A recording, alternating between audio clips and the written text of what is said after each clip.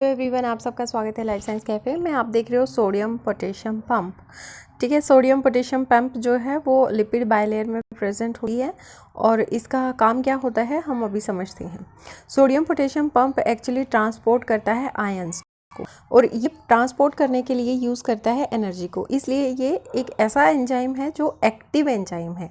ठीक है, तो ये क्या करता है, सोडियम को बाहर मूव करता है और पोटेशियम को अंदर लेता है। मतलब सोडियम बाहर जा रहा है, पोटेशियम अंदर आ रहा है, तो अपोजिट डायरेक्शन में मूवमेंट है।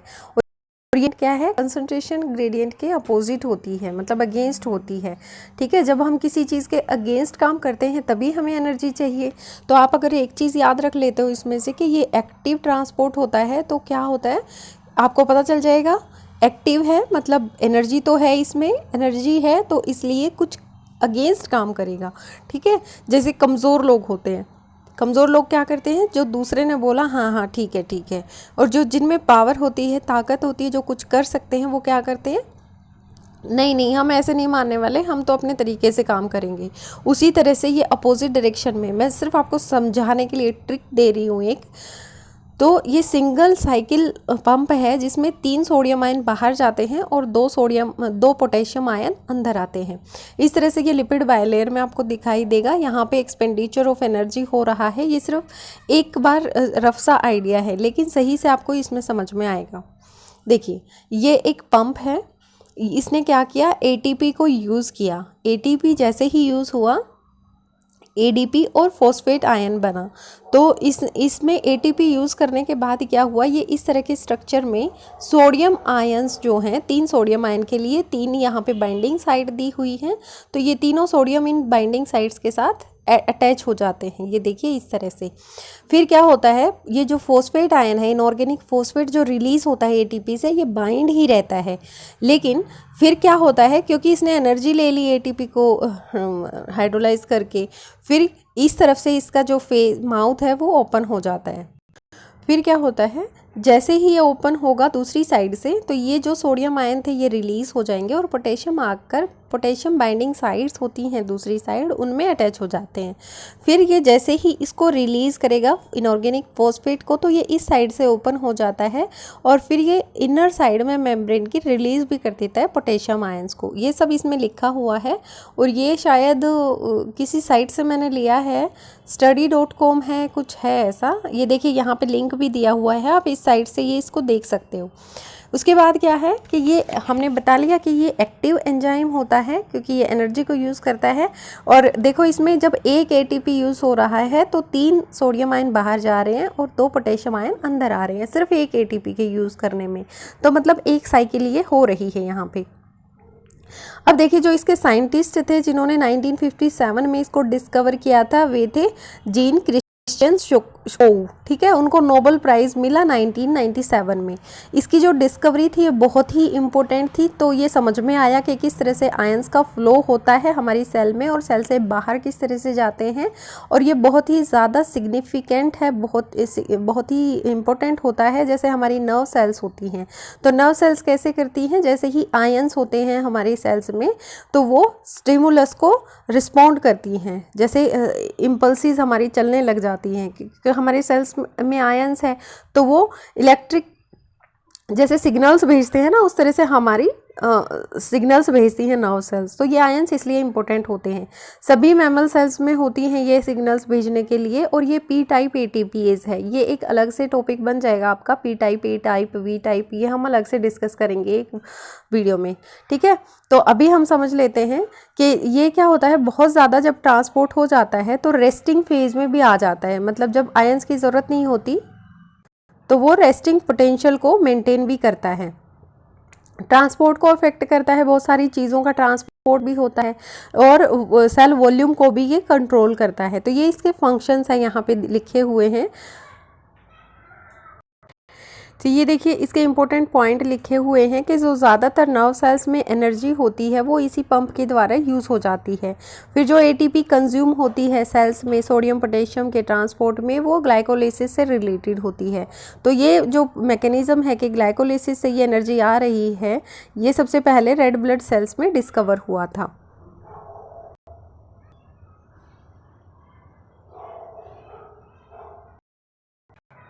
क्लियर हो गया। रेस्टिंग पोटेंशियल क्या होता है, जब इक्विलिब्रियम मेंटेन हो जाता है तो ना ही सोडियम बाहर जाता ना ही पोटेशियम अंदर आता है, ठीक है। और जैसे ही आपको पता है कि 3 सोडियम आयन बाहर जाते हैं, 2 पोटेशियम आयन अंदर आते हैं, तो एक यूँ समझ लो कि एक सिंगल पॉजिटिव चार्ज ही बाहर गया, क्योंकि 3 सोडियम बाहर गए, 3 पॉजिटिव चार्ज बाहर गए, 2 पोटेशियम अंदर आए तो 2 पॉजिटिव चार्ज अंदर आए, तो टोटल क्या है, सिंगल पॉजिटिव चार्ज ही बाहर गया है, ये समझ लो, ठीक है। तो ये सारे रेस्टिंग पोटेंशियल और रिवर्सल पोटेंशियल ये सब इसके फंक्शंस हैं।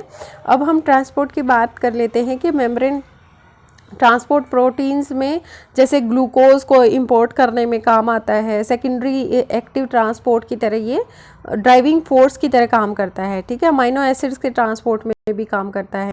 सोडियम पोटेशियम ग्रेडियंट है वो कुछ कैरियर का काम करती है। सोडियम पोटेशियम किस तरह से कैरियर का काम कर रही है, ये देखिए, जैसे सोडियम है वो अंदर आ रही है सेल के, ठीक है। हमने तो बाहर जाने का देखा था कि सोडियम पोटेशियम आयन बाहर जा रहे हैं, लेकिन अंदर आ रही है तो वो क्या करेगी, ग्लूकोज आयंस को अंदर लेकर आएगी। मैं आपको एक और डायग्राम दिखा देती हूँ 1 सेकंड के लिए।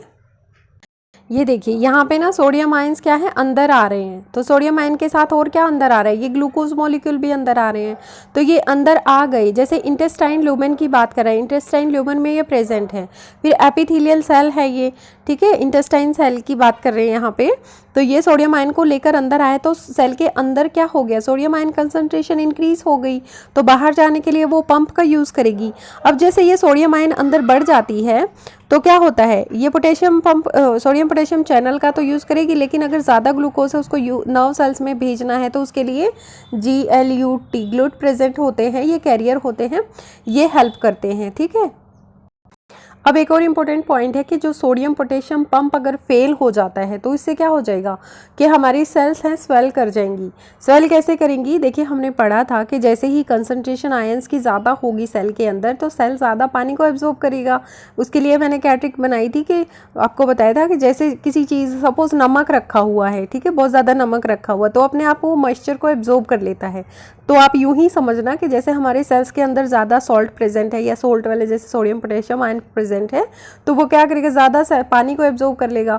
तो जो ऑस्मोलैरिटी होती है, जो मतलब कंसंट्रेशन है आयंस की किसी भी स्पीसीज़ में और कोई प्रोटीन्स की या कोई और ऑर्गेनिक कंपाउंड्स हैं वो बढ़ जाएगी अंदर, ठीक है। तो ऑस्मोलैरिटी जैसे ही ज़्यादा हो जाएगी सेल के अंदर बाहर के कंपैरिजन में तो वाटर अंदर की तरफ फ्लो करेगा ऑस्मोसिस के द्वारा।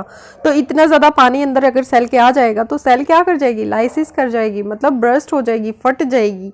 तो सोडियम पोटेशियम चैनल्स इसीलिए इम्पोर्टेंट होते हैं, राइट कंसंट्रेशन को मेंटेन करते हैं आयंस की। अगर फेल हो जाते हैं तो हमें ये दिक्कत आ जाएगी, ठीक है, ऑस्मोलैरिटी इंक्रीज हो जाएगी, सेल फट जाएगी। तो ये इसका फंक्शन है। उसके साथ देखिए MCQ जो आते हैं पेपर में वो किस तरह से आते हैं। The sodium potassium ATPase is active transport, ठीक है। तो true false none of these both, मतलब कुछ इस तरह से ऑप्शंस देंगे आपको। तो ये ट्रू है कि ये एक एक्टिव ट्रांसपोर्टर की तरह काम करता है।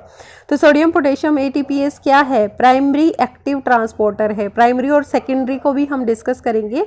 अगर सेकेंडरी आ जाए आपके पास कि ये सेकेंडरी एक्टिव ट्रांसपोर्टर है तो ये फॉल्स है। तो एक्स्ट्रा सेलुलर कंसंट्रेशन सोडियम की है वो कितनी होती है, ये पूछेंगे नहीं शायद, लेकिन फिर भी मैंने डाल दिया कि 140 होती है। तो यहाँ पे क्या होता है, एक्स्ट्रा सेलुलर अगर कंसंट्रेशन देंगे तो 140, 130, 120 कुछ इस तरह से देंगे, तो आपको 140 पता होनी चाहिए, नियर एवरेज कंसंट्रेशन ये बताई हुई है। फिर है सोडियम पोटेशियम ATPase है, ये इलेक्ट्रॉनिक ट्रांसपोर्ट प्रोटीन है। क्या ये ट्रू है, तो ये बिल्कुल इलेक्ट्रोजेनिक ट्रांसपोर्ट प्रोटीन ही है ये। फॉर एवरी ATP मॉलिक्यूल, ये वाला इंपॉर्टेंट क्वेश्चन है, ये कई बार आया भी हुआ है। Hydrolysed bye sodium potassium ATP, इसका मतलब ये पूछ रहा है कि एक सिंगल मॉलिक्यूल के लिए कितने ये सोडियम पोटेशियम ट्रांसपोर्ट होते हैं और किस तरह से होते हैं। तो इसका राइट ऑप्शन तो मैंने लिख दिया है यहाँ पे, लेकिन आपको पेपर में कैसे मिलेगा, आपको मिलेगा कि 3 sodium ions are transported into the cell, out of लिख रखा है ना ये। तो ये चीज़ ध्यान रखनी है कि बाहर जाता है वो सोडियम है और अंदर जाता है वो पोटेशियम है, ठीक है। तो इसको कैसे याद करोगे, सपोज़ कोई लड़की है या कोई बच्चा है, कमल है ना, सपोज़ वो बहुत ही पॉजिटिव है, ठीक है, तो आप सोचोगे कि कमल तो क्लास में रहना चाहिए, या घर में बहन भाई है आपका तो सोचो कमल या कोमल या कविता, कुछ भी नाम लगा लो कि पॉजिटिव बच्चा है तो वो रहना चाहिए उससे, क्योंकि जो एटमॉस्फेयर होता है, माहौल होता है, वो अच्छा रहता है, ठीक है। तो अंदर रहना चाहिए, के को अंदर रहना चाहिए, are transported into the cell. तो जब पेपर में आपको ऑप्शंस देंगे तो वो ऐसे लिख देंगे उल्टा सीधा, एक में लिख देंगे सोडियम आयन अंदर आने चाहिए, पोटेशियम आयन बाहर जाने चाहिए, दूसरे में लिख देंगे 2 पोटेशियम बाहर, सोडियम बाहर जाने चाहिए, है ना। लेकिन सही क्या था, 3 पोटेशियम 3 सोडियम था, 2 पोटेशियम था, ये चीज़ आपने ध्यान रखनी है। The sodium potassium ATPase is housekeeping protein that is found in the old cell types. ये एक हाउस कीपिंग प्रोटीन है, तो ये ट्रू है। इसी के साथ हमारी जो ये वीडियो है ये यहाँ पे समाप्त करते हैं। आई होप आपको ये अच्छी लगेगी, और अगर आपको कोई और टॉपिक पे चाहिए पहले वीडियो तो मुझे बता सकते हैं, क्योंकि कोरोना काल चल रहा है, बाहर मत जाइए और प्रकृति से खिलवाड़ नहीं करो, क्योंकि देखिए जो चीज़ को सपोर्ट नहीं करती नेचर उसे डिस्ट्रॉय करता है, ठीक है। जैसे ह्यूमन ने भी कुछ परेशानी की है, नेचर को डिस्ट्रॉय किया है, पेड़ काट दिए हैं, इतना अत्याचार होता है, मतलब लोग एक दूसरे से परेशान रहते हैं, परेशान करते हैं एक दूसरे को, तो इस तरह से नेचर को अच्छा नहीं लगता।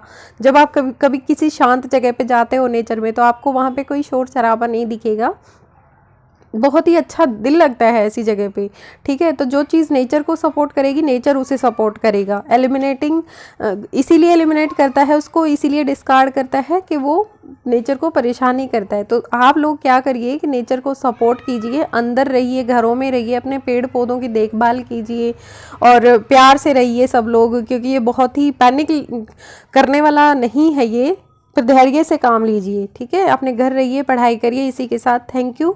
अगर आपको वीडियो अच्छी लगी है तो लाइक ज़रूर करना।